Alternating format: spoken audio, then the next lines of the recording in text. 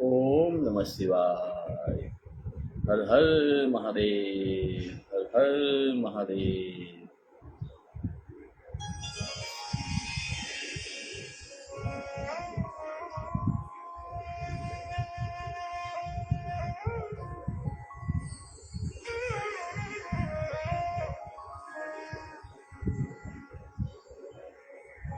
वक्रतुंड महाकाय सूर्यकोटि समप्रभा निर्विघ्नं मे देव सर्वकार्येषु सर्वदा।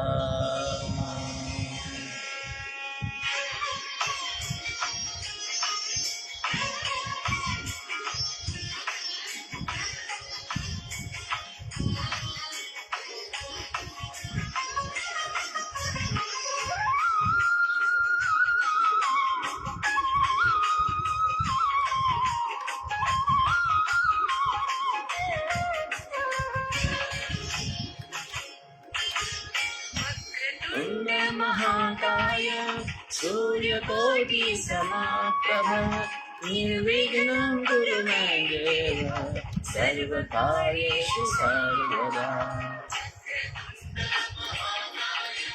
सूर्यकोटि समप्रभ निर्विघ्नं कुरु मे देव सर्वकार्येषु सर्वदा।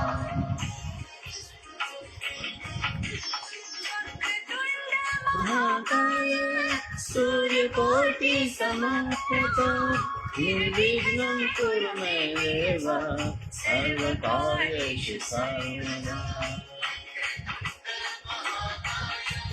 सूर्यकोटि समप्रभ निर्विघ्नं कुरु मे देव सर्वकार्येषु सर्वदा।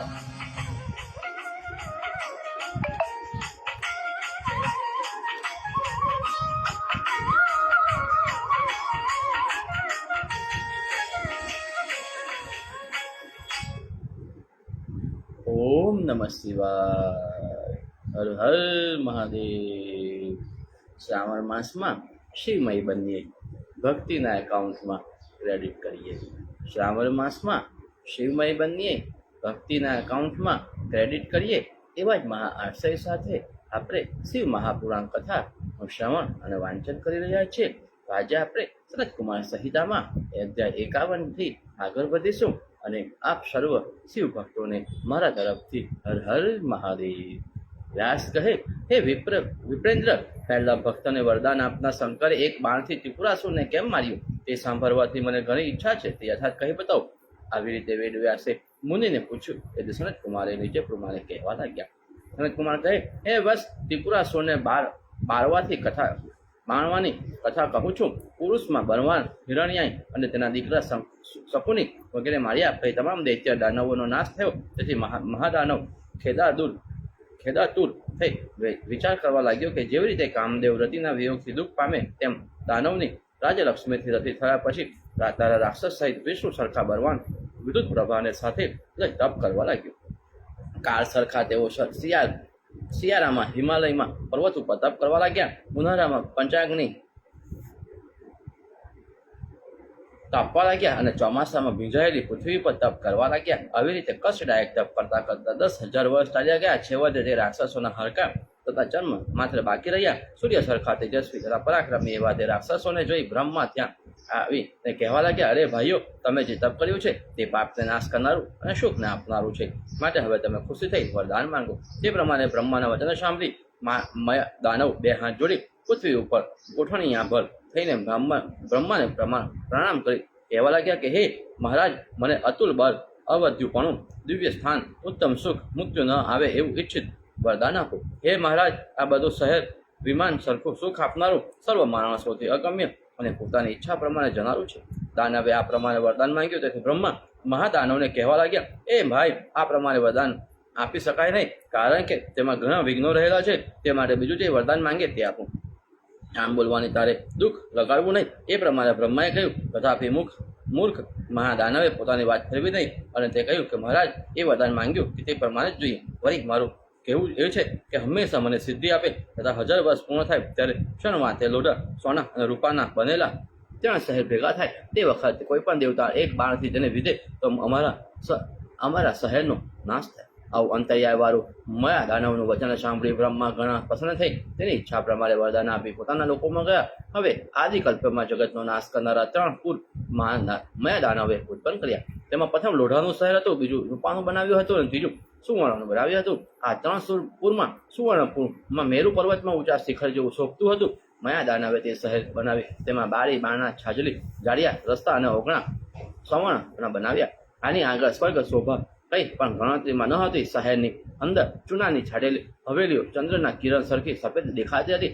ચારે તરફથી શીતળ અને પવન આવતો હતો. મોતી પરવાળા અને મણીની લટકતી વીજળી સરખી માળાઓથી આખું શહેર પ્રકાશિત થઈ રહ્યું હતું. પવનથી ફરકતી ધ્વજાઓ માણસને આવકાર આપતી હતી. મોટા પર્વત સમાન કાંતિવાળા મહેલ પણ ઉપર જડેલા રત્ન સમૂહથી અને ઊંચી છાજલીવાળી મોટી હવેલીઓ છે. તે શહેર અત્યંત શોભતું હતું.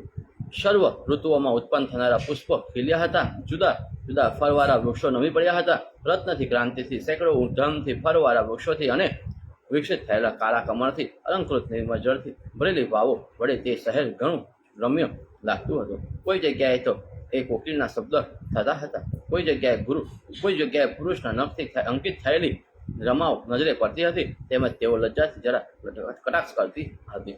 આવી રીતે અનેક શોભાથી ભરપૂર 3 શહેરો અત્યંત રમણીય દેખાતા હતા.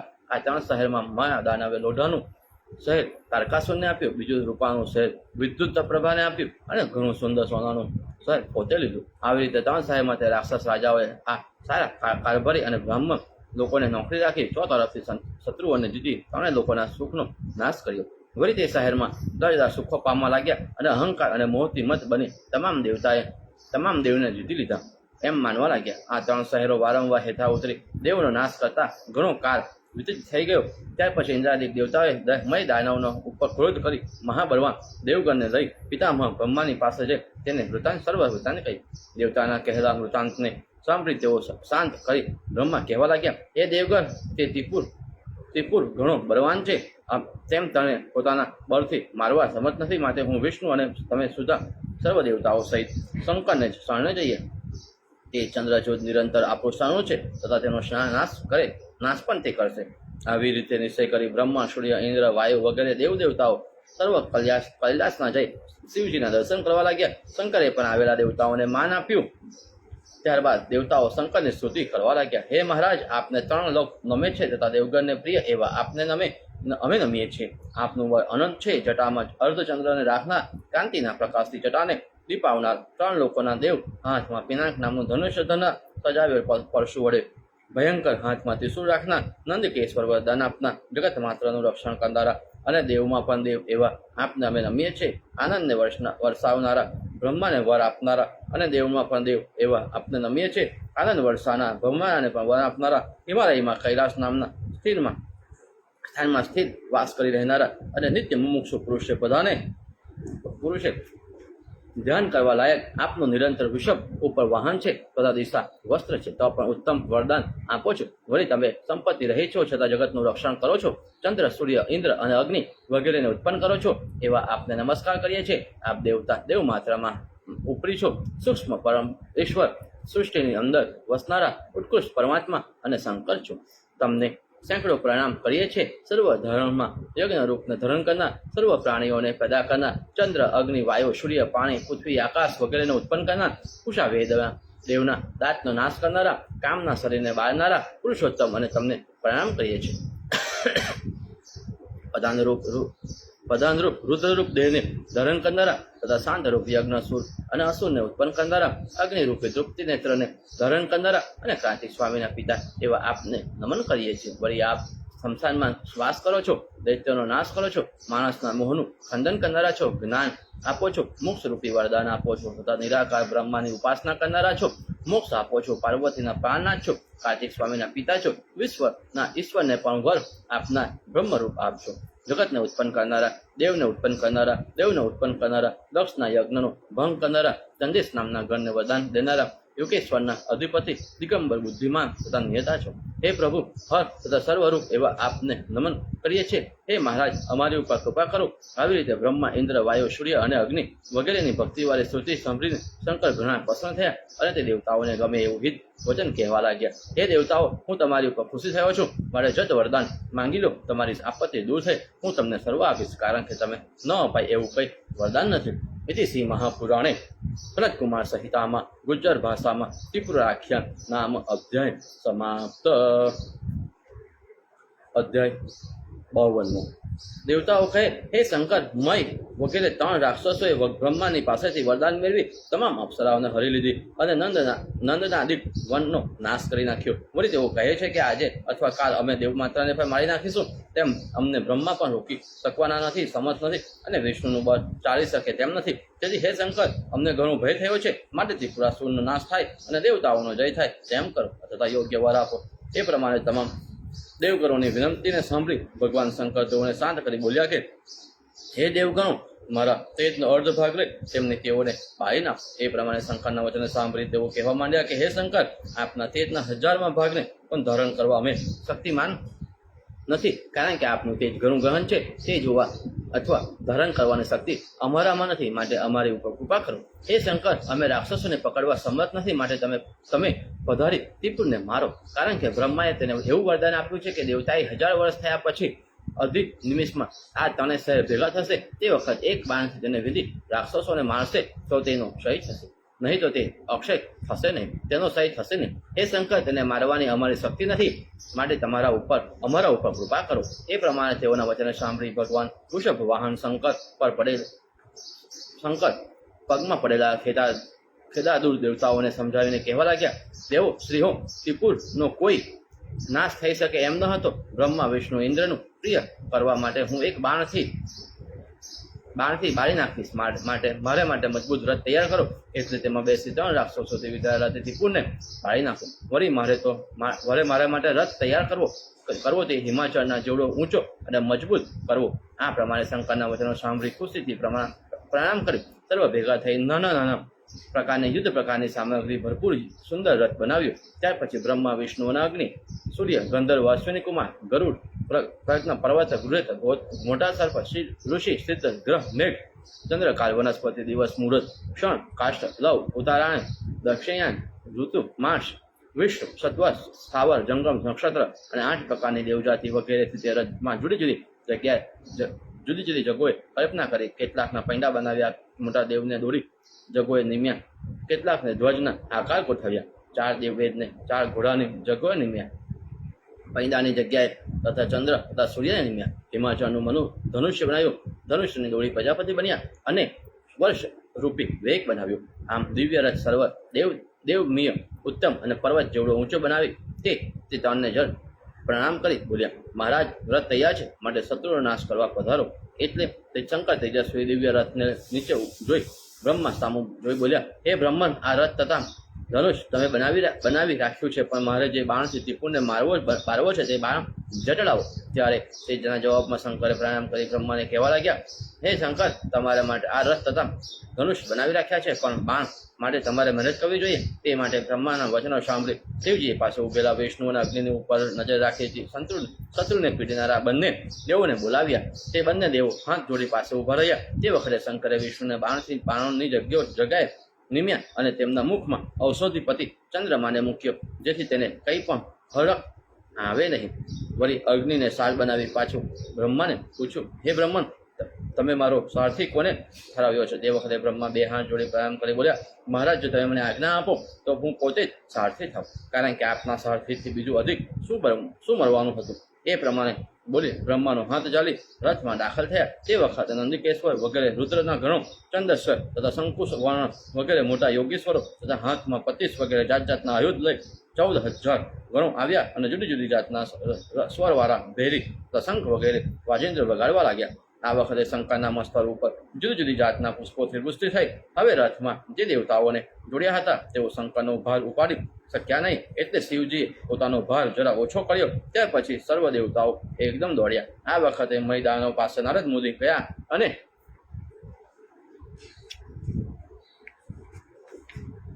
સર્વ અસુરો ગણો આવ્યા પછી કહેવા લાગ્યા કે હે મય દાનવ શંકર મહાદિવ્ય રથમાં બેસી ત્રિપુર બાળવા માટે આવે છે અને તેના સારથી બ્રહ્મા પોતે છે, માટે તમારે જે કરવાનું હોય તે કરજો.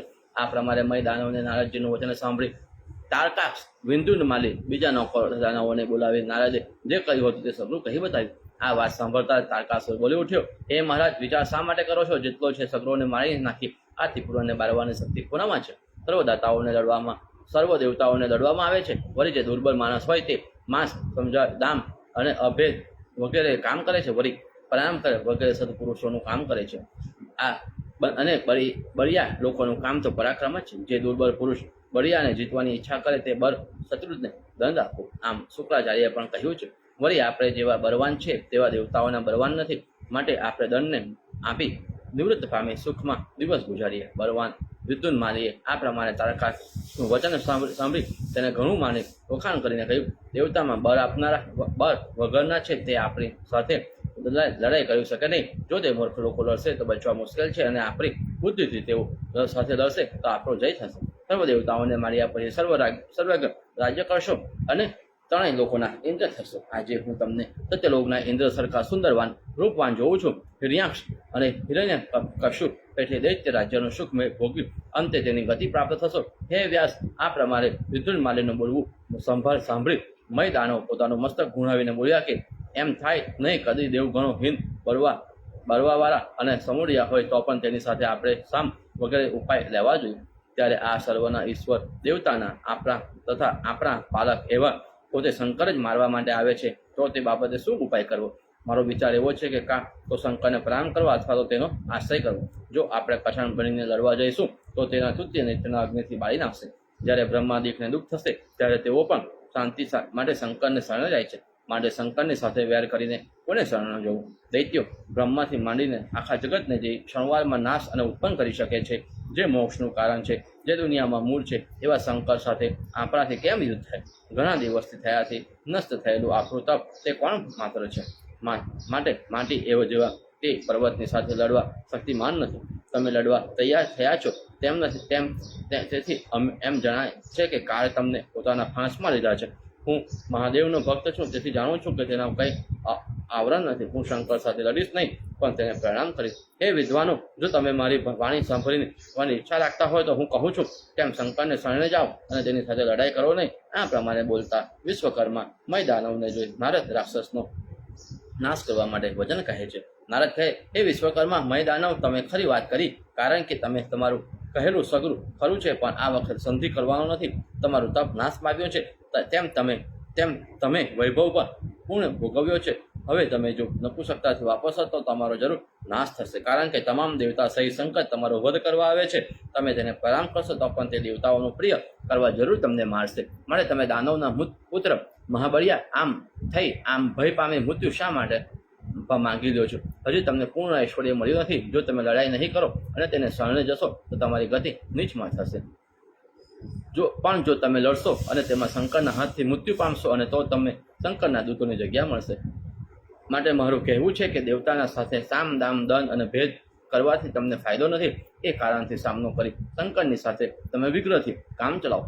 શંકર તમને કોઈ વખત શૌર્યને લીધે વરદાન આપે છે, માટે તમારું કલ્યાણ સુરવીતામાં રહેલું છે. વળી હું તમારો નાશ નહીં થાય એવી રીતે રક્ષા કરીશ. માટે હે દાનવો, લડવાને તૈયાર થાવ. ઉત્સાહકારક નારદજી વાણી સાંભળી તારકાક્ષ, વિદ્યુન માલિક અને બાણાસુર વગેરે ઘણા જ મૂર્ખ રાક્ષસો કાળ બોલાવતો હોય તેને તેથી પેઠે બોલી ઉઠ્યા કે નારદે ઘણું કહ્યું તે બધું ખરું છે.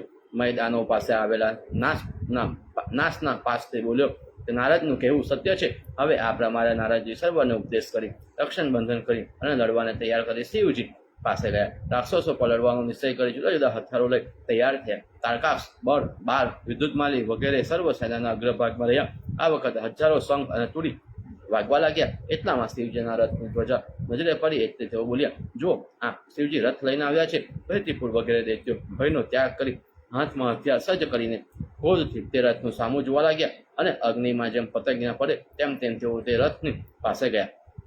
ઇતિ શ્રી મહાપુરાણે સનતકુમાર સંહિતામાય ગુજ્જર ભાષામાં ત્રિપુરદેહ નામનો અધ્યાય સમાપ્ત. ઓમ નમઃ શિવાય. હર હર મહાદેવ. ઓમ નમઃ શિવાય. અધ્યાય 53. સનતકુમાર કહે, એ પછી નાના પ્રકારની પતાકાથી વિચિત્ર પ્રકારના સુવર્ણના બીજા મેરુ સરખો શંકરનો રથ પશ્ચિમ સમુદ્રમાં સીમાડા ઉપર ત્રિપુર હતો ત્યાં આવ્યો. હવે ગણધરોમાં મુખ્ય નંદિકેશ્વર વગેરે ભયંકર ત્રિપુરને જોઈ નાદ કરવા માંડ્યા. તે વખતે મોટા મોટા દાનવો પણ સામેથી નાદ કરવા લાગ્યા. ભયંકર દેહધારી ચંદેશ્વર હાથમાં સજેલી કુહાડી લઈ મુખ પહોળું કરી શંકરની આગળ ઊભો.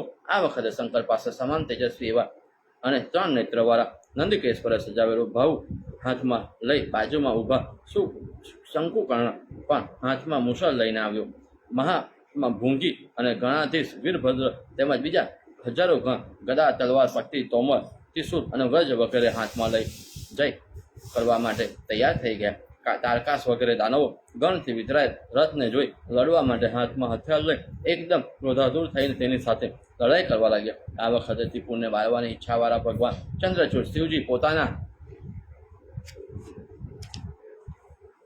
ગણ અને દાનવોને જોઈ હાસ્ય કરવા લાગ્યા. ત્યાર પછી નંદકેશ્વર મહાબળવાન ગણધરો સાથે લડાઈ કરવાનું શરૂ કર્યું. ભૃગે ક્રોધથી રાતી ચોળ આંખો કરીને 10 બ્રહ્મ વિદ્યુત માન માર્યા અને તેથી રાક્ષસો હાથમાં મોટી મોટી શિલાઓ લઈ ભૂંગીને મારે છે, પણ તેથી તેને પણ કંઈ પણ ઈજા થતી નથી. એ પ્રકારે યુદ્ધ થાય છે. એટલામાં રીતિ તથા ભૂંગી નામના 2 ગણો સજાવેલું ત્રિશૂળ વિદ્યુત પ્રભાના વાસા પર માર્યું, તેથી તે નિવાસ મૂકી ભાગી ગયો. જ્યારે વિદ્યુતમાં ભાગ્યો ત્યારે ભૂગીએ પોતાના ગણના સૈન્યને પાછળ મૂકી સજાવેલા 7 બાણ દાનવ સૈન્યના નાયક એવા વિદ્યુત પ્રભાને માર્યું. તેમજ વિદ્યુત પ્રભાએ 73 બાણ ગજાનંદને માર્યા. તેથી પણ ક્રોધ કરી પોતાની સૂંઢથી તે પતિનું મસ્તક જેવી રીતે હાથથી કમરના નીચે ફેંકી દે છે તેવી જ રીતે જુદું કરી ઊંચેથી ફેંકી દીધું. આ વખતે વિદ્યુત પ્રભાનું શરીર જુદું પડેલું મસ્તક જેમ ધૂમમાં લટાથી જુદું પડેલ હોય અને ભ્રમણ ગણથી મુખ રીત થયેલું કમર શોભે તેમ શોભતું હતું. વિદ્યુત પ્રભાના મૃત્યુના સમાચાર સાંભળી અંધકાસુર જેવા બળવાન નેમી તથા બર નામના 2 રાક્ષસો શંકુકર્ણની ઉપર બાણોની વૃષ્ટિ કરવા લાગ્યા. તેથી શંકુકર્ણે તેને બંનેના બીજા રથનો નાશ કર્યો. તે વખતે તે બંને બીજા રથમાં 2 શૂરવીરો શંકુકર્ણની સામે ધસી વજ સરખા ભયંકર હજારો બાણ મારવા લાગ્યા. તેથી શંકુકર્ણે ક્રોધ કરી મુસ્લિમથી 2 જણને મારી મયે યમપુરીમાં દાખલ કરી દીધા.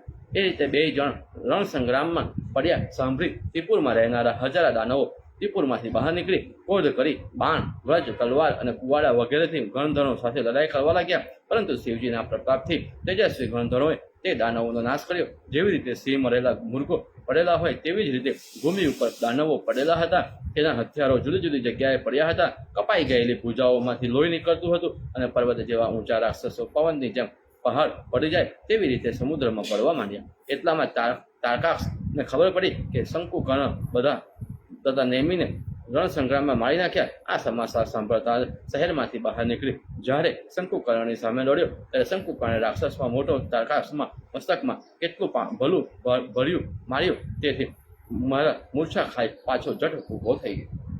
તારકાશે શુક્રકર્ણને ચક્ર માર્યું. આથી શંકુકર્ણને ઘણો ક્રોધ ચડી ગયો. તેથી તેણે દોટ મૂકી તારકાશના મસ્તકમાં એક મુષ્ટિનો પહાડ કર્યો કે જેનાથી તે મૂર્છાગત થઈ આમ તેમ ફરવા તથા પહાડ કરવા લાગ્યો. પછી તેને થોડા વખતની અંદર હાથમાંથી હથિયાર છોડી ક્રોધ વગેરેનો ત્યાગ કરી ભૂતલ ઉપર ચડી પ્રાણનો ત્યાગ કર્યો. તારકાસુરને મરી ગયો જાણી તેનું શરીર ત્યાંથી છેટે લઈ ગયા. દાનવોએ વિલાપ કરી સર્વ હકીકત માય દાનવને કહી બતાવી. પછી માય દાનવ રુદન કરતા એવા અસુરગણને શાંત કરી કહેવા લાગ્યો, હે દાનવો, મારા ઘરમાં મેં અમૃત રાખેલું છે, તેનાથી તારકાસુરને ઉફાળો.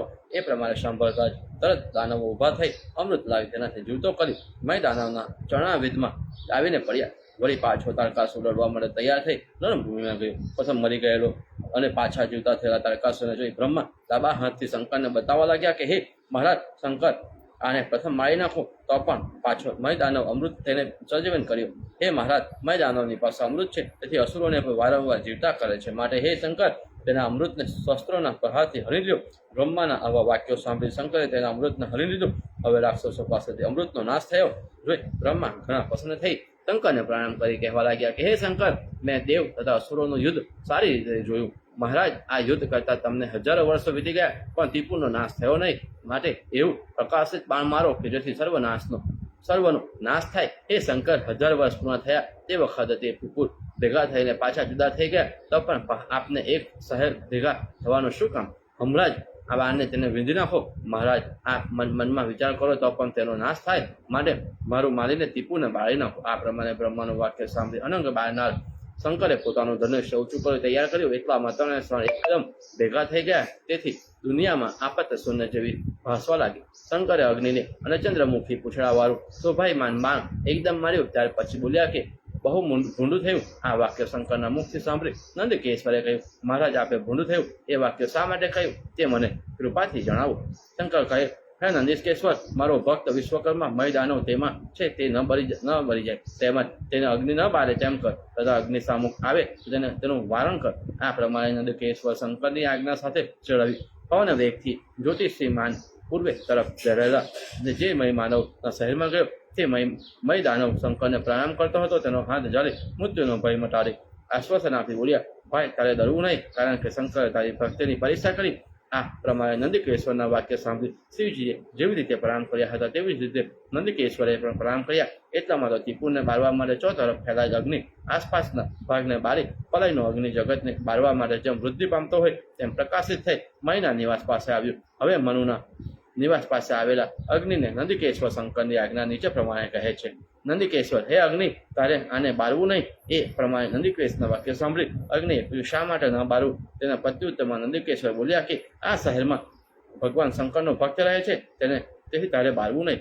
એ પ્રમાણે નંદિકેશ્વરના વાક્ય સાંભળી અગ્નિએ કહ્યું કે જો તેમ મય હોય તો તેને જટ બહાર નીકળી જવું. એ પ્રમાણે અગ્નિના વાક્ય સાંભળી મય દાનવ સુવર્ણની મૂર્તિ લઈ જટ બહાર નીકળી શંકરને એકદમ નમસ્કાર કરીને પતાલમાં ઉતરી ગયો. ત્યાર પછી નંદકેશ્વર શંકર પાસે આવી પ્રણામ કરી સગળી વાત કરી વહી બધાઈ.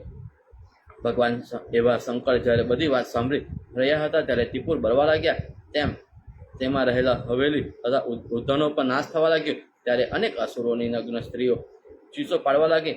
જળોખામાં બેઠેલી ઘટાસ્થાનથી અલંકૃત તથા વિશાળ નેત્રવાળી અસુરોની કેટલીક અંગના બળતા અગ્નિને જોઈ તેથી બળતી એવી પર્વત ઉપર રહેનારી કિન્નરની માફક આમ તેમ ઝરોખામાં ભયથી દોડવા લાગી. તેમાં પતિઓ દોડતી પિયાનું આલિંગન કરી અત્યંત મોહમાં ફસાઈ જેમનો કામનો નાશ થયો છે એવા તેઓ ભયથી દોડવા લાગી. શિવના તત્વથી અજાણ્યા અને બળહીન કેટલાક બળતા અગ્નિને જોઈ સમુદ્રમાં પડવા લાગ્યા. તેઓને મોટા પર્વત જેવા મગરમચ્છ વગેરે પ્રાણીઓ અને બીજા જલચર ખાઈ જવા લાગ્યા. મોતીની મારાઓ તૂટી જવાથી હર વગરની અસુરોની કેટલીક અંગના આમ તેમ સમુદ્રમાં ભટકવા લાગી. તેમને ભયંકર દાંડવાળા પ્રાણીઓ ખાવા લાગ્યા. તેથી તેઓ પોતાના પતિનું સામું ક્રોધથી જોવા લાગી. કેટલાક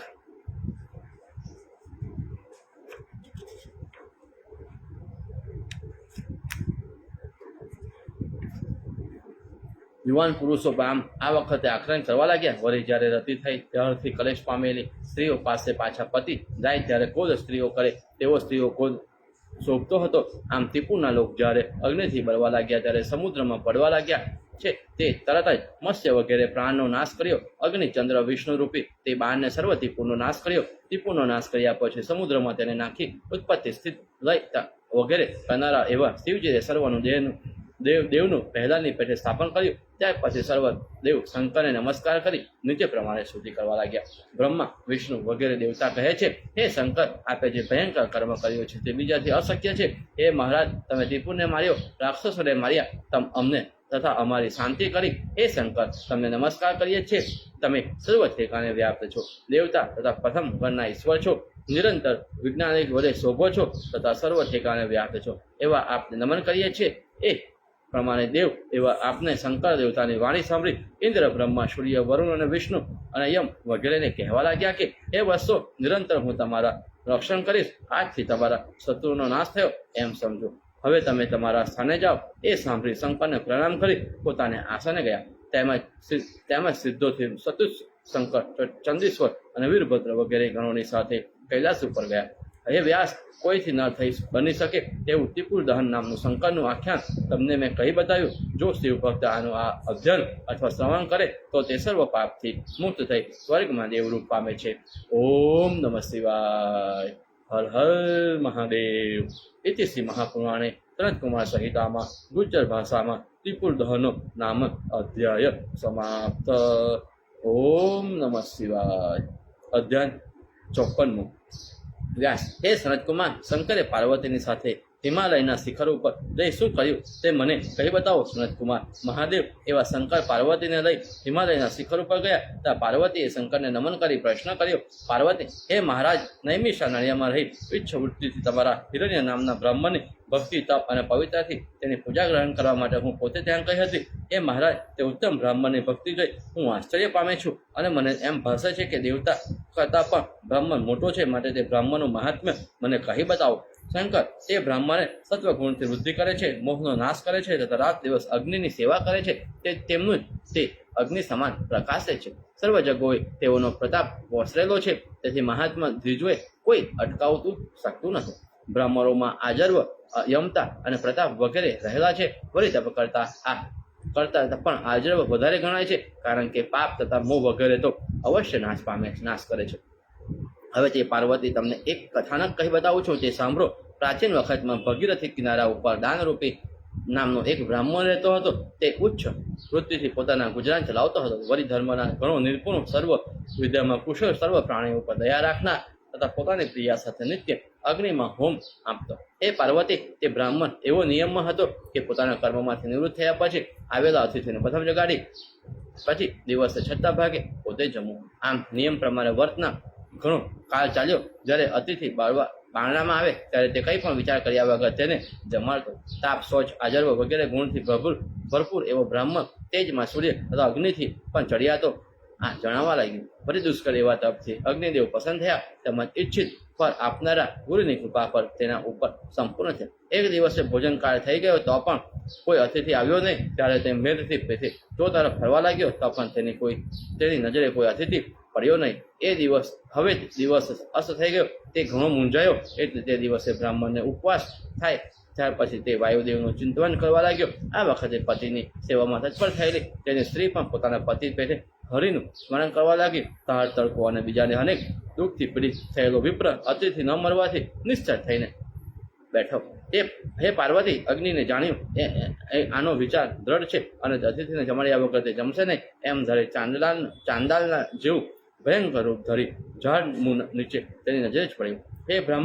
તે બ્રાહ્મણ પણ ભૂખ્યો હતો, તેથી તે ખેદાદૂર થઈ આમ તેમ ભટક્યો હતો. તેવામાં એ ઝાડના મૂળ નીચે તે ચાંદાલને બેઠેલો જોયો. આ ચાંદાલ તાળથી હળ દબતો હતો અને તેના શરીરમાં હજારો વર્ણ હતા. તેનામાંથી લોહી તથા કીડા ઝરતા હતા, તેમજ હાથ માત એવા શબ્દો પોકારતો હતો. તેને જોઈ બ્રાહ્મણ મધુર વચનથી કહેવા લાગ્યો કે હે ભાઈ, શાંત થા. એમ બોલી તેણે તાળ ઉડાડવા માટે અગ્નિ પ્રજ્વલિત કર્યો, જેનાથી તે પાપી પોતાની તાળ ઉડાડી શાંત થયો. ત્યારે તેને બ્રાહ્મણે કહેવા લાગ્યો કે હે ભાઈ, મારે ઘેર ભોજન કરવા ચાલ. આ પ્રમાણે તે દ્વિજના વચને સાંભળી તે ચાંદાલે કહ્યું: હે દ્વિજવર, હું ચાંદાલ છું, માટે મને અહીં જ આપો તો સારું, કારણ કે પુષ્ટિક પક્ષીની માફક અન્ન આપવું એમ કહેલું છે. તેથી હું પુષ્ટિત છું, માટે તમારા સંસ્કારવાળું અન્ન જમવા યોગ્ય નથી. બ્રાહ્મણ ધ્યાનથી વિચાર કરી બોલતા એવા ચાંદાલના અગ્નિ છે એમ જાણી તે બ્રહ્માંડ બોલ્યો કે હું ભાઈ તારી જાતિનું પૂજન કરતો નથી, કારણ કે સર્વ પ્રાણીઓમાં તે આત્મામાં તે એક જ છે, માટે આત્મરૂપ શંકરનું પૂજન કરું છું. તે શંકર સર્વ ઠેકાણે વ્યાપીને રહેલા છે તથા પરમેશ્વર રૂપ છે. હે ભાઈ, તારા જેવા નીચમાં કોઈ દિવસ મને જ્ઞાની નથી, પણ તપ તથા શૌચમાં પલાયન થઈ હું તમામ દેવની ઘણી પૂજું છું, માટે તારે એમાં સંશય કરવો નહીં. કુમી, કીટ તથા સર્વ ચાંદાલ અને બ્રાહ્મણ વગેરે આત્મા એક જ છે અને તે બધે ઠેકાણે વ્યાપ્ત છે. મારે માટે તારા ઉપર જ્ઞાની નથી તો ભેદ તો શેનો હોય, માટે તું નિવૃત્ત નથી. તેથી મારે ઘેર પધારી સંસ્કારવાળું અનુગ્રહણ કર અને અનુગ્રહ કરીને મને પવિત્ર કર. આમ બ્રાહ્મણે કહ્યું એટલે તે ચાંદાલ બ્રાહ્મણના અનુગ્રહને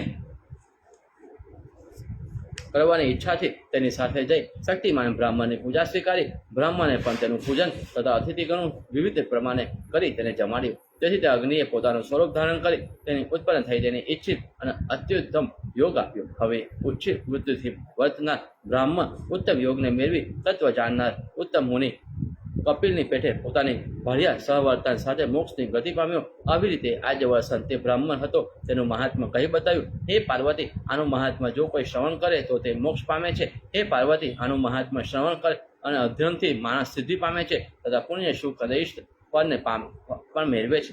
તેમજ તે જ બળની પણ વૃદ્ધિ થાય છે. હે હિમપુત્રી, મેં તમને જેવું આખ્યાન કહ્યું તે બ્રાહ્મણોનો પ્રતાપ તે પૂર્ણ કરી પૂર્ણ રીતે જોયેલો છે અને તેઓ સિદ્ધ પદને પહોંચેલા છે. હે વ્યાસ, એ પ્રમાણે બ્રાહ્મણનો સંવાદ પાર્વતી તથા શંકરે કર્યો તો પુણ્ય આપનાર આ ભયનો નાશ કરનાર છે તે મેં અને તમને પાર્વતી અને શંકરના સંવાદ રૂપે કહી બતાવ્યું. હે વ્યાસ, બીજું શ્રવણ કરવાની ઈચ્છા હોય તો મને ફરમાવો, એટલે તમને કહી બતાવું, એ સાવધાનીથી સાંભળો. ઇતિ શ્રી મહાપુરાણે સનતકુમાર સંહિતામાં ગુજ્જર ભાષામાં 54મો અધ્યાય સમાપ્ત.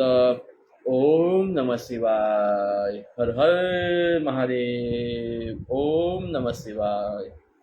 વ્યાસ કહે, હે ભગવાન, તમે નાડી ચક્રનો નિશ્ચય કહ્યો છે તે માટે તેને તથા પશુપાત શંકર સંબંધી જ્ઞાન મેળવી બ્રહ્માદિક દેવતાઓ પરમ તત્વને પ્રાપ્ત થયા તે જ્ઞાન મને કહી બતાવો, કારણ કે હું તમારો શિષ્ય છું. તેમજ પૂછું છું તો તે હે મહારાજ પાશુપત જ્ઞાન તથા યોગ વિસ્તારથી કહો. સનતકુમાર, પૂર્વે દક્ષ પ્રજાપતિના યજ્ઞમાં વીરભદ્ર અને ભસ્મના શિખર ઉપર રહેનારા શંકરના ગણેશોથી બ્રહ્માદિક દેવતાઓની પસરી માફક ભયભીત થઈ તેજસ્વી શંકરને શરણે ગયા. ભસ્મથી સફેદ શરીરવાળા પોતાના ભક્ત દેવગણને શરણે આવેલા જાણી ઉમાપતિ શંકરે પોતાના સર્વ મોક્ષ વિદ્યાનો યોગ કહ્યો. યોગ સાંભળી બ્રહ્માદિક દેવતાઓ અને યોગીઓ ફેલાવ્યો. હે મહામુને, સર્વ કર્મનો ત્યાગ કરી અષ્ટ સાધ્ય એવા આ યોગને હજારો જન્મ સુધી મારી સાથે સાધ્ય. પશુપાતની દીક્ષાને શંકરના પ્રતાપથી ગ્રહણ કર્યા પછી સર્વ જ્ઞાનના મૂળ તથા તપ ધર્મથી પૂજાવા લાગ્યા એવા શંકરના રૂપને પમાય છે. હે મહાવ્રત, આ યોગના સેવનથી મોક્ષ પમાય છે હું તમને કહી બતાવું છું. હે વ્યાસ, દુનિયામાં અધર્મથી પાપથી ઉત્પત્તિ થાય તથા ધર્મથી કલ્યાણ થાય, માટે તે બંને વસ્તુ પ્રવૃત્તિ કરનારી છે એમ જાણી તેનો ત્યાગ કરી પાશુપત વ્રતને ગ્રહણ કરવું. કારણ કે પાશુપત યોગથી મનુષ્ય પોતાના ઐશ્વર્યને પામે છે.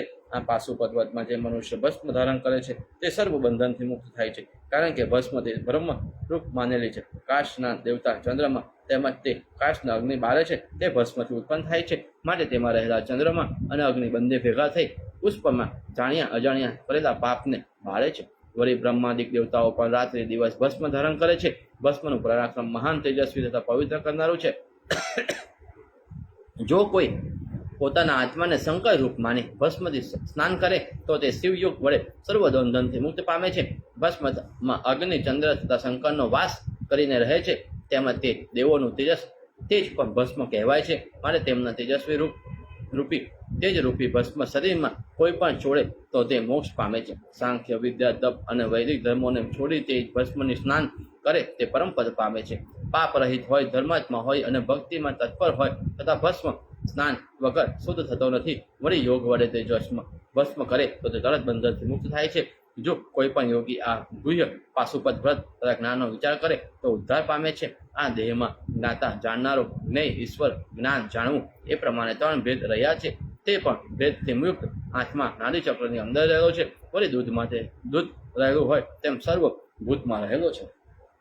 આત્મજ્ઞાન વગર શબ્દ તથા રૂપ રહિત શંકરને ઓળખી શકતા નથી. માટે હે મહાશય, શંકરના પ્રતાપથી આત્મજ્ઞાન કેમ થઈ શકે તેનો ઉપાય બતાવું છું. પૂર્વે આ જગત શૂન્ય હતું. દેવ, અસુર, તારા, સૂર્ય, ચંદ્ર વગેરે કઈ જગતમાં જોવામાં આવતું ન હતું. તે વખતે કેવળ અદ્વૈત, શુદ્ધ, નાશ રહિત, માત્ર રહિત, ગુણ રહિત, નિર્વાકાર, નિરંજન, બહાર તથા અંદર પ્રકાશિત અક્ષર બ્રહ્મ ઈશ્વર હતા. તેનું વર્ણન કરું છું, તે સાંભળો. પ્રથમ બ્રહ્મ સ્વરૂપ હતું. તેથી જે ઓમકાર ઉત્પન્ન થયો તે 3 અક્ષરનો તથા 3 માત્રાનો કહેવાય. તેને શાસ્ત્રમાં બ્રહ્મ કહે છે.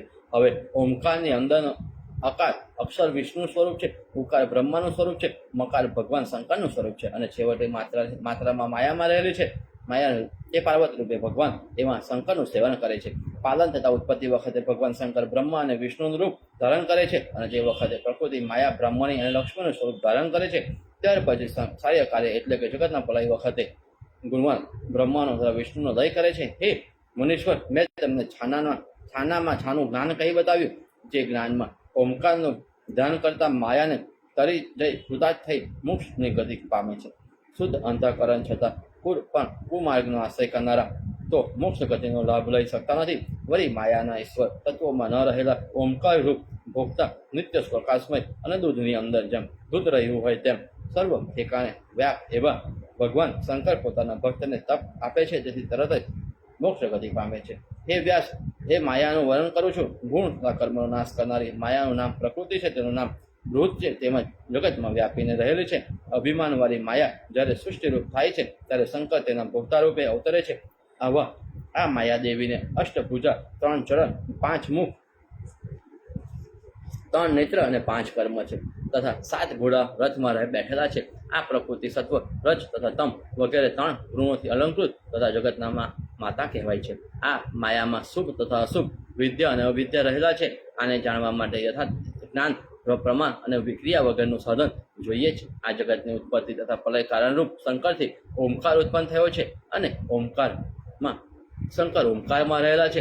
એટલા માટે જ મોટા કપિલ વગેરે મુનિઓ પણ કલ્પના રહિત ઓમકારનું ધ્યાન કરતા સર્વ યોગ કારણરૂપ તે ઓમકાર જ કરે છે અને તેનાથી ગુણરૂપી બ્રહ્મા તથા વિષ્ણુની ઉત્પત્તિ થઈ છે. તેમાં બ્રહ્માની સંજ્ઞા વેદ રૂપે રાખી, વિષ્ણુની સંજ્ઞા યજ્ઞ રૂપે રાખી આ બંને દેવ ધર્મ બંધનથી રહી છે.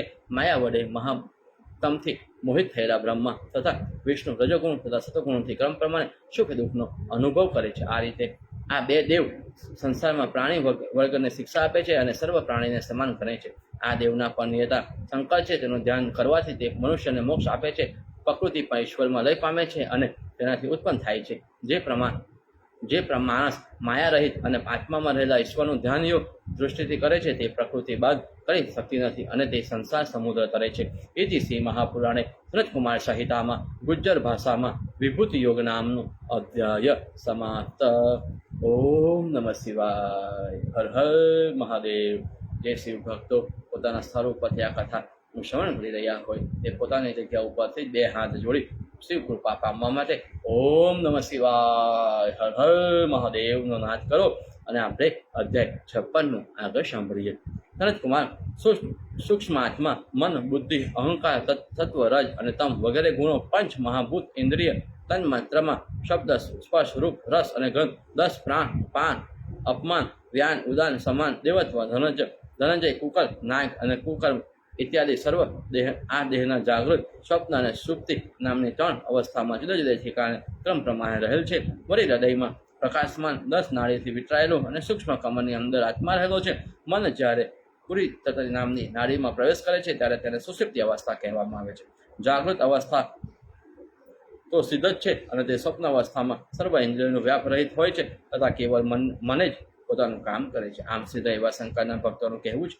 હવે નીચે પ્રમાણે 10 નાડીનું વર્ણન કરું છું. જ્વાલિની, સ્મિતા, ઉગ્રા, વિદ્યા, અવિદ્યા, વાસલિની, માલિવી, શંકરી, સુમિત્રા અને બોધિની વગેરે 10 નાડીઓ જીવનની અંદર રહેલી છે. તે જીવ પદાર્થ તથા ભાષા વાણીથી રહિત થઈ જડ દેહમાં પ્રકાશિત રહે છે. શબ્દ, સ્પર્શ, રૂપ, રસ અને ગંધથી રહિત જીવ પૂર્વના વિદ્વાન પોતાના પદાર્થો સર્વને જુએ છે. અહંકાર, મન, બુદ્ધિ તથા ભાવ પદાર્થ આ 4 વસ્તુ દેહથી ઉત્પન્ન થયેલી છે. તેથી સાથે રહી આત્માને વિશ્વાસથી ધારણ કરે છે. વળી તેમાં 5મો જીવ આ સગળા દેહમાં રહે છે. તે દેહમાં કમરની કળીની અંદર રહેલો છે. તે સર્વ જગાઓ વ્યાપ્ત છે. તેમ સૂક્ષ્મ રૂપે મનમાં વ્યાપ્ત છે. તેને મન રૂપે રણ પણ રહેલો છે. પુરુષ પણ તે જ છે. વળી બ્રહ્માને ઉત્પન્ન કરનાર સૂર્યનારાયણના મંદર સુધી જનાર અહંકાર, ચંદ્ર, બ્રહ્મા, જ્ઞાન, ધર્મ, રતિ, રસ, આત્મા, મહા ઔષધિ પદાર્થો, મૃત્યુ, દુઃખ, રોષ, વેગ, દુષ્ટ, ધર્મ, સદાચાર, વિષ્ણુ, વ્યાપકપણ, બુદ્ધિ, કાર્ય, કારણ, ભૂમિ, જ્ઞાન, વૈરાગ્ય, આકાશ વગેરે ધૂમ રહિત જ્વાળાએ જેમ અગ્નિમાં રહેલી છે તેમ નિર્દોષપણાથી આત્મામાં રહેલા છે. આત્મા સર્વ પ્રાણીને અમૃત મોક્ષ રૂપ તથા પરમ ગતિ રૂપ છે. નાડીની અંદર અગ્નિના સરખો પ્રકાશિત જીવ પૌરવાઈને રહ્યો છે પણ તે જાણતો નથી. વળી આ દેહમાં સરસા, લોહિતા, મુખ્યા, પ્રોતા, સરસ, રસવતી, વિધુમા, અમૃતા, નંદિની, ભૃહુ અને વિસ્તરા નામની 10 નાડી સૂક્ષ્મ સ્વરૂપે રહી અગ્નિનો ભેદ કરી પ્રાણીના આધારરૂપ છે. એવી તેઓ જળથી વિતરાયેલા ચંદ્રનો ફેરો ફરે છે. પછી તે નાડીઓથી તૃપ્ત થયેલો સર્વ જગોએ વ્યાપ્ત થયેલો સોમ ચંદ્ર આત્માના મધ્ય ભાગમાં રહેલી શિવા નામની નાડીને વાચાલિત કરે છે. આત્માનું જ્ઞાન આપે છે. તેને જ મોક્ષ કહેલો છે. જ્યારે ચંદ્રમાની ક્રાંતિથી આત્મા આદ્ર ભીંજાયેલો થાય છે ત્યારે જ્ઞાનને પ્રાપ્ત થાય છે. વળી જો આદ્ર ન હોય તો તે જાગૃત અવસ્થામાં હોય તો પણ તેને સુષુપ્તિ અવસ્થામાં જાણવું. પાણીના હૃદયમાં સૌ નામની નાડી છે તે સુષુમ્ના નામની નાડીને અંદર રહેલ છે. જ્યારે આ યોગ હોય ત્યારે સુષુપ્તિ અવસ્થાની કહેવી માટે મુનિઓએ સુષુપ્તિ અને જાગૃતિ અવસ્થાને જુદી ધ્યાન યોગથી આત્માનું ચિંતન કરવું. ગમનાદિ ભાવ, મનની દયા અને વૃદ્ધિ ન જણાય એવા વૈરાગ્ય વડે યોગીઓને તેનું ધ્યાન કરે છે. તેનાથી મન તથા બુદ્ધિને વિચાર સૂજે છે. વૈરાગ્યથી અહંકાર કરાવનાર અને આત્માને જાણી લેવો અને મરણને જીતી લેવું આત્માના જ્ઞાન વગર કર્મ બની શકતું નથી અને કર્મ વગર સત્કર્મનો લાભ લઈ શકાતો નથી. વળી જે માણસ કર્મ બંધનમાં લિપ્ત થતો નથી તે મોક્ષની ગતિ પામે છે. ચંદ્રથી ઉત્પન્ન થયેલ જે વિષય વિદ્યા છે તેનો ભોગતા અગ્નિ છે. તે અગ્નિથી ત્વચાનો જરા પણ ભેદ થતો નથી. એમ જાણી યોગમાં રહી સર્વ ચિંતાનો ત્યાગ કરવો. જો પ્રાણી જીવિત અવસ્થામાં પોતાને બ્રહ્મરૂપ માને તો તેને રાગ દ્વેષાદિક બાંધ કરી શકતા નથી. ક્રિયાથી યોગ જાણનાર શંકરના જ્ઞાનનો આશ્રય કરે છે તો તે પરત પોતાનું શરીર ત્યાગ કરી શંકરનું પદ પામે છે. હે વ્યાસ, ગૃહ્ય જ્ઞાનને તને કહી બતાવીશ, કારણ કે તું શંકરનો ભક્ત છે. વળી ઉત્તમ જ્ઞાનને શંકરના ભક્ત વગર બીજા યોગીઓ પણ જાણી શકતા નથી. તેમજ પ્રાણીઓમાં પણ આ જ્ઞાન જોવામાં આવતું નથી. મન, બુદ્ધિ, અહંકાર, ઇન્દ્રિયો, ગુણ અને યમ વગેરે વિકારથી આત્માથી બહાર છે અને આત્માનો સ્પર્શ કરી શકતા નથી. આત્મા સર્વ જગાઓએ વ્યાપ્ત છે, તથાપિ કોઈને જોવામાં આવતો નથી. માટે જે માણસ ભાવ પદાર્થને અને ગુણથી ન જણાય એવા અચિત્ય પરમાત્માનું જ્ઞાન દર્શન કરે છે તેઓને મોટે યોગી સમજવા. હે વ્યાસ, આંખની અંદરની કીકી તેમાં આત્માથી સ્થિત છે અને જે સર્વ પ્રાણીને ઉત્પન્ન કરનાર છે. આ નેત્રની કીકીમાં રહેલો જીવ સૂક્ષ્મ તથા સર્વવ્યાપક છે. તે જીવનમાં રહેલી નાડીઓ હજારો ભેદ પામે છે. આ નાડીઓમાં ગંધરી, વિદ્યા વગેરે નાડીઓ પ્રાણ છે ચલાવે છે. પાણીના તથા લાલ ગંધ નાડી નાભીમાં રહેલી છે. યોગા નામની નાડીથી લઈ પુષ્પોત્તમા વગેરે 10 નાડી નામના પ્રાણથી આમ તેમ ફરે છે. તે પ્રાણ નાક પ્રાણ બહાર તથા અંદરના ફરતા ફરતા અગ્નિને પ્રકાશે છે. ત્યાર પછી તે નાક પ્રાણ પુરુષના બળથી વાયુને ચલાવી વૃદ્ધિ પામતા અગ્નિને થાળી નાખે છે. અગ્નિ સ્થાનમાં અને ચંદ્રમાના સ્થાનમાં રહેલી સુષણા આ મનની બીજી નાળી કુમાર બાળક દેહમાં વધે છે. આતુર દેહમાં અગ્નિનું રૂપ ધારણ કરે છે. પછી નિત્ય વાયુને વધારનારી આ ધ્યાનથી યુક્ત એવી નાળી આત્માને વાયુ રૂપમાં પૂરી દે છે. સર્વ ઉત્તમ કર્મ નામનો વાયુ નાગવાયુ નાભીમાં રહેલી નતા નામની નાળીની અંદર રહેલા છે. અધર તથા અવધર નામની નાળીઓ ઉપર અલ્પ વાયુ રહેલો છે. કુર્મ વાયુ મસ્તકમાં, નાગવાયુ ચરણ ભાગમાં અને કેટલાકને કાર્યને જાણનાર દેવદત્ત નામનો વાયુ અગ્નિમાં, પ્રાણવાયુ ચંદ્રમાં રહેલો છે. દેવદત્ત અને પ્રાણવાયુ મહાબળવાન છે. તેમાંથી એક અગ્નિ વધારે છે, જેમાં બીજો ચંદ્રને તૃપ્ત કરે છે. હે વ્યાસ, દેવદત્ત, મહાનાગ, કુંકણ, કુર્મ અને ધનંજય વગેરે પ્રાણ આ દેહમાં રહેલા છે અને યોગ ચક્રનું પાલન કરનારા છે. ખુદ દ્રવ્યથી બાકી રહેલું બચેલું અન્ન ચંદ્રને પહોંચે છે. આવા યજ્ઞ કરવાથી મનુષ્ય મોક્ષને પામતો નથી. સ્મૃતા નામની નાળીમાં અગ્નિ અને ચંદ્ર રહે છે. કમળની અંદર તેની સંધિ તૃપ્ત કરવાથી તે તૃપ્ત થાય છે. નેત્રની અંદર પ્રકાશ એવું તેજ છે, તેનું નામ જીવ કહેવાય અને તે જીવ પ્રાણીમાં આત્મારૂપ રહે છે. નેત્રમાં રહેલા તેજને પરમ તત્વ કહે છે, તેમજ અમૃત પણ કહે છે. આ જ્ઞાનથી જણાય છે. આથી એકે ઉત્તમ જ્ઞાન નથી અને તે શુભ ગતિ આપનાર છે. આ પ્રમાણે વિચાર કરી 3 ગુણનો ત્યાગ કરી આત્મારૂપ શંકર અમે પોતાના કર્મયોગની ભેદી ગણે, અર્થાત કોઈ પણ ભેદ ગણે નહીં. ત્યારે નિરંજન શુદ્ધ અને નિર્વિકલ્પ વિચાર રહિત ઈશ્વરમાં કલ્પના કરવી, મોહનો ત્યાગ કરી તમામ ક્રિયા કરવી, જેથી શંકરમાં લીન થઈ જવાય. હે વ્યાસ, મેં તમને જણાવી આવી રીતે શંકરનું તત્વ કહી બતાવ્યું. હવે તો પૂર્ણ થયો, તેથી તારું નામ અને રૂપ નથી. ઇતિ શ્રી મહાપુરાણે સનતકુમાર સંહિતામાં ગુજ્જર ભાષામાં 56મો અધ્યાય સમાપ્ત. ઓમ નમઃ શિવાય. હર હર મહાદેવ. ઓમ નમઃ શિવાય. અધ્યાય 57મો. વ્યાસ ઉવાચ. વ્યાસ, હે મહારાજ, આપ સર્વ યોગના ઈશ્વર અને શ્રેષ્ઠના ગણોના પૂજ્ય છો. આપે આશ્ચર્યકારક તથા અજ્ઞાનનો નાશ કરનારું ઉત્તમ જ્ઞાન કહ્યું, જેના શ્રવણથી મારા મનનો ભ્રમ ભાંગી ગયો. એ શિવથી બ્રહ્મા, વિષ્ણુ અને માયા ઉત્પન્ન થયા છે. તે અષ્ટશેશ્વર સમાન શંકરનું કોઈ પણ સ્મરણ કરે તો બંધનમાંથી મુક્ત થાય. કદી આખી સંહિતા ન સંભળે પણ શંકરના સ્વરૂપને જ જો ઓળખે તો તરત જ આત્મજ્ઞાની પ્રકાશિત થાય છે. હે મહારાજ, મારો સંદેહ તો આપના પ્રતાપથી કરી ગયો. તે મેં તમને પ્રથમથી કહ્યું તે પ્રમાણે પૂછવાથી નથી. તથાપિ આપ પાસેથી તત્વના વિવેચન સાંભળવાથી ઈચ્છા રાખું છું. જ્ઞાનવાન અને યોગી પોતાના યોગ બળથી વગર કલેશ શરીરને ત્યાગ કરી કેમ નિર્મય એવા પુરુષના શ્રેષ્ઠ શંકરને પ્રાપ્ત થાય તે અને ઈશ્વરનું ધ્યાન કરવાથી મળેલી યોગની રીત પણ મને કહી બતાવો. આ પ્રમાણે મહાત્મા વ્યાસજીએ પૂછ્યું. એના પ્રત્યુત્તરમાં સનતકુમાર નીચે પ્રમાણે કહે છે.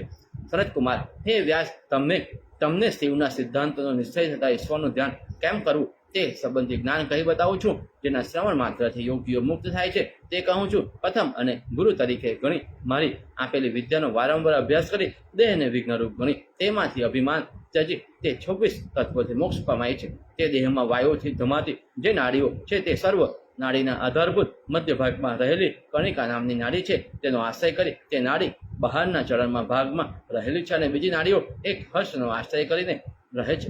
અતુલ પરમાત્મા હજારો નાડીમાં રહી તે સર્વ નાડીઓમાં એક એકનો ઘણો સૂક્ષ્મ ભેદ છે. પરમાત્મા હજારો અને તે નાડી ફરનારો અને કણિકાના મધ્યમાં રહેનારો આત્મા પ્રથમ વર્ણવેલો છે અને સૂક્ષ્મ જ્ઞાનથી જણાય છે.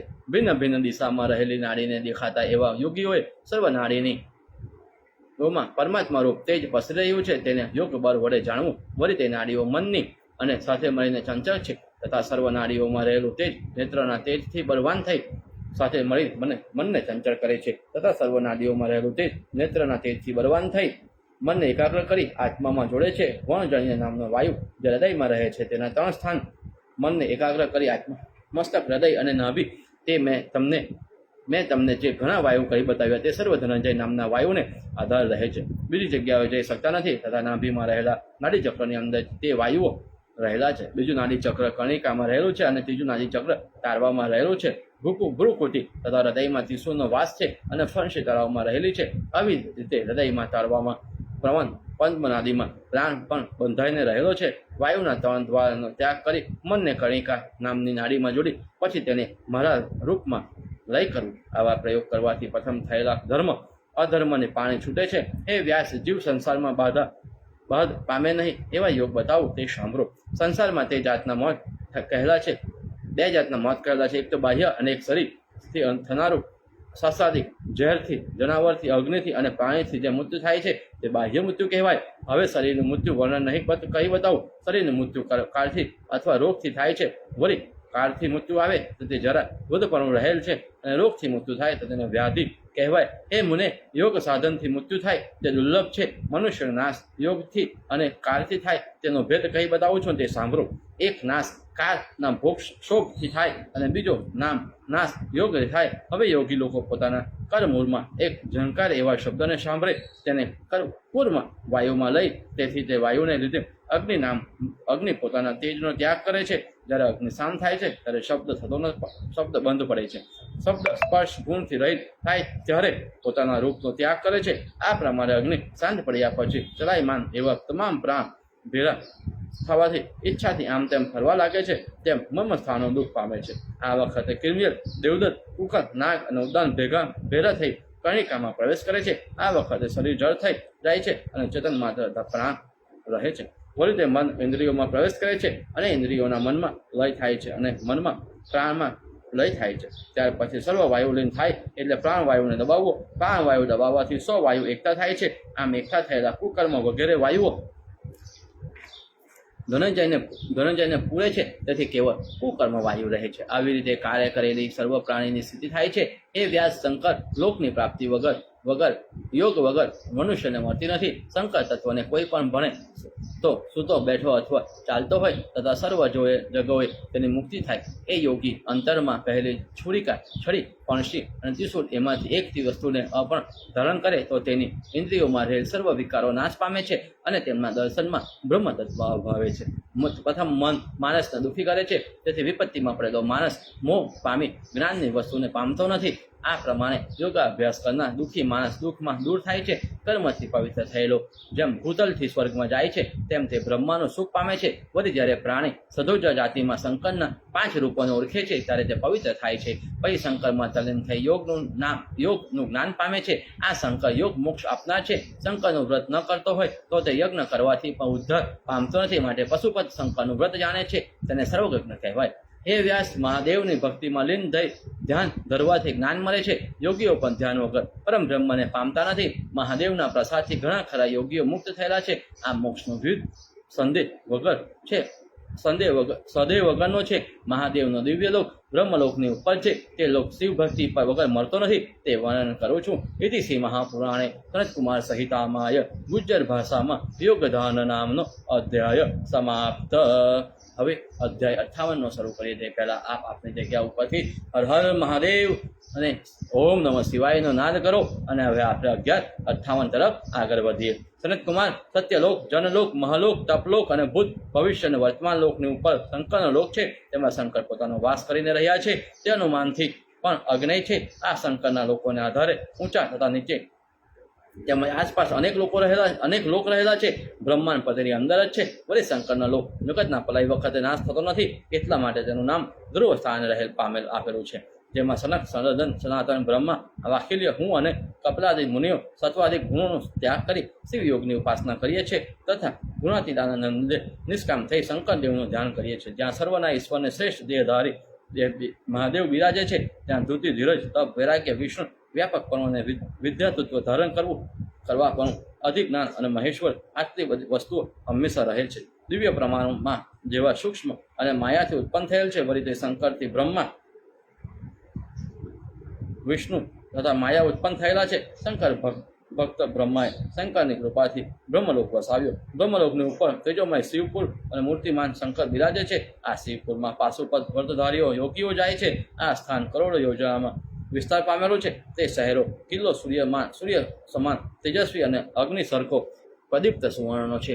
કરોડો યોજન વિસ્તારવાળા સમૃદ્ધથી ભરપૂર એવા શંકરના લોકમાં જરા, મૃત્યુ, શ્રમ, વ્યાધિ, મોહ, કોપ અને મહાભય ઇત્યાદિ કંઈ પણ નથી. સર્પ માત્રથી અમરાવતીનું સુખ આપનારી શિવપુરીમાં નિર્મળ ચંદ્રમાં સરખા ધોરા અને નારાયણ સરખા રાતા અનેક કમરો ખીલવાથી સરોવર શોભાયમાન લાગતું નથી. વળી તે સરોવરની અંદર નાના પ્રકારના વૈદ્યુત મણિ સરખા પ્રકાશિત અને ઇન્દ્રનીલ મણિ જેવા શ્યામ વર્ણો તથા અનેક જાતના સુગંધિત પુષ્પો શોભી રહ્યા છે. તે શહેરની આસપાસ વરદા, વરાણિયા, વરેશા, વર્ણવહિની, વરાહ અને વારીભદ્ર અને વરા નામની નદીઓ વિતરાઈને રહેલી છે. અમૃત સરખું મિશ્ર તથા નાના પ્રકારના પુષ્પથી મિશ્ર જળ ભરેલું છે. દેવતાઓ અને મોટા મુનિઓ શંકરના તત્વને જાણી શકતા નથી. હૃદયમાન તથા શુદ્ધ હૃદયવાળા શિવપુરીમાં શંકરનું ધ્યાન કરે છે. આ શહેરની અંદર સૂર્ય સરખો તેજસ્વી શંકરનો ક્ષય રહિત અને સોનાનો મોટો પ્રસાદ રહેલ છે. તે સર્વના કામના પૂર્ણ કરે છે. લોભિયા પુરુષોને આ મહેલના દર્શન થતા નથી. વળી તે શહેર વૈદુય મણિથી આકાશ અને ચંદ્ર સરખા તેજસ્વી સ્ફટિક મણિથી સૂર્ય સરખા પ્રકાશિત પલાળોમાંથી ઇન્દ્રનીલ મણિથી યુક્ત હતું. તેમજ સૂર્ય સરખા પ્રકાશમાન પવનથી ફરકતી અનેક પતાકાઓથી તે પૂરી શોભતી હતું. સર્વ ઋતુઓમાં ફરતા પુષ્પ આપનારા કલ્પવૃક્ષથી તે પૂરી અલંકૃત છે.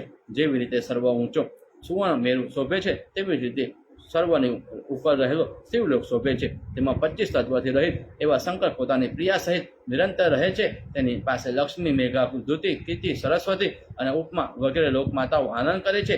દિવ્ય રૂપ ધારણ કરનારી દેવીઓ યોગનું સેવન કરે છે. અનેક દેવતાઓમાં સહવર્તમાન ઈચ્છા પ્રમાણે રૂપ ધારણ કરનારી દેવીઓ યોગનું સેવન કરે છે. અનેક દેવતા સહમાન ઈચ્છા પ્રમાણે રૂપ ધારણ કરનારા અને યોગમાં પ્રાયણ અનેક ગણો ત્યાં રહે છે. ત્યાં ગણપતિ નંદકેશ્વરના હાથમાં પટીસ લઈ દિવ્ય રૂપને ધારણ કરનારા શંકરની પાસે ઊભા રહે છે. અને પાર્વતી પાસે દિવ્ય રૂપ ધારણ યોગ બળથી અલંકૃત જયા, વિજયા અને રાત્રિ દિવસ હાથમાં તલવાર લઈ ઊભા રહે છે.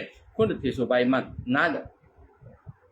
નાદ કરનાર વૃષભ શંકર પાસે રહે છે. શાખ, વિશાખ અને નૈગમી શંકરની સેવા કરે છે. કુમાર વગેરેનો લોકોનો અનુગ્રહ કરનાર શંકર પાસે રહે છે. અને ઘણા તેજસ્વી મહાબળવાન યોગીઓ અનેક કરોડોનો રુદ્ર તે રથની આસપાસ રહે છે. તે રથમાં મણીના મનોહર સ્તંભો રહે છે. આ દિવ્ય રથ રત્નથી ભીતથી અલંકૃત છે અને યોગી રૂપ વાહનથી રાત દિવસ ચાલે છે. તેની અંદર દેવના દેવ એવા શંકર રાત્રિ દિવસ બિરાજે છે. જે યોગીઓ પોતાનું અંતઃકરણને શંકરને અર્પણ કરી આ વ્યાખ્યાન સાંભળ્યા પછી મૃત્યુ પામે તો તેનો શિવપુરમાં વાસ થાય છે. હે વ્યાસ, જે શંકર ભક્ત શિવપુર રહે છે તે બીજા ભક્ત છે તે હું સનક, સનતન, સનાદન, બ્રહ્મા, નર, નારાયણ, કપિલ મુનિ, તેના શિષ્ય પંચશિખ અને હઠશિખ, યાજ્ઞવલ્ક્ય મુનિ, બ્રહ્મચર્ય વ્રતધારી, પરમ ઐશ્વર્યનો સંયુક્ત ઋષિઓ અને તત્વજ્ઞાની ઈચ્છાવાળા મુનિઓ વગેરે શિવપુરમાં રહે છે.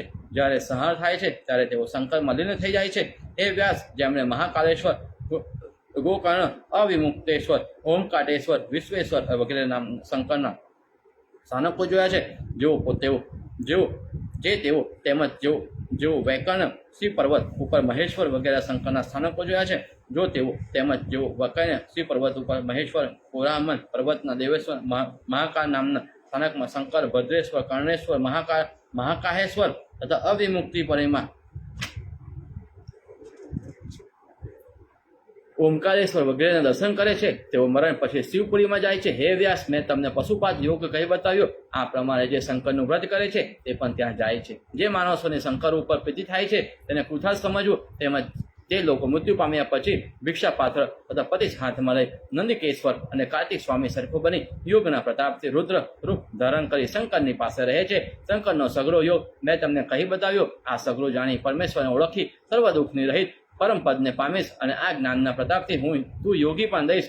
આ જગતની સ્થિતિ કરનારો યોગી કહેવાય. માટે ધર્મ પ્રવર્તક એવો તું જ્ઞાનથી પૂર્વ સ્મૃતિને પાત્ર થઈ બ્રહ્માંડથી ઉત્પત્તિ, સ્થિતિ અને ધર્મ તથા નાશ વિશેના પુરાણ કહીશ તથા યજ્ઞ કર્મના પ્રચાર ફેલાવવા માટે અને લોકોને સમજાવવા માટે એક વેદના 4 વેદ કરીશ. મનુ આદિ ઋષિઓ દુનિયાના સિદ્ધ કરનારા ધર્મ, વેદ, સ્મૃતિ અને પુરાણ વગેરે તારી કૃતિઓમાં ઉપયોગ કરશે. પ્રથમ શાસ્ત્રકારને તું કહેવાશે. શાસ્ત્રથી ઉદ્ધાર કરનારું જ્ઞાન મેળવી શંકરના જ્ઞાનનું સંપન્ન થઈ ઈશ્વરમાં લઈ પામીશ. આ પ્રમાણે બ્રહ્માના પુત્ર સનત કુમારે વેદ વ્યાસને કહ્યું. તેથી તે મુનિન્દ્ર સનત કુમારનું સેવન કરી પાશુપત દીક્ષા ગ્રહણ કરી. ત્યાર પછી વેદ વ્યાસને યોગ ઉત્પન્ન થયો.